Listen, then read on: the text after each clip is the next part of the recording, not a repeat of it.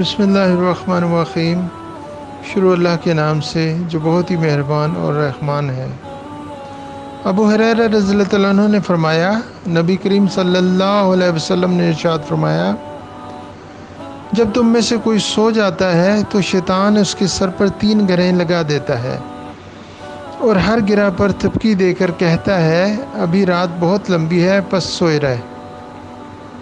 تو اگر وہ بیدار ہو جاتا ہے اور اللہ کا ذکر کرتا ہے تو ایک گرہ کھل جاتی ہے، پھر اگر وہ وضو بھی کر لے تو دوسری گرہ کھل جاتی ہے، پھر اگر اس نے نماز پڑھی تو تمام گرہیں کھل جاتی ہیں، اور وہ اس حال میں صبح کرتا ہے کہ وہ حشاش پشاش اور خوش دل ہوتا ہے، ورنہ اس کی صبح اس حال میں ہوتی ہے کہ وہ بدحال اور سست ہوتا ہے۔ سنن نسائی حدیث نمبر 1608 باب نمبر 24۔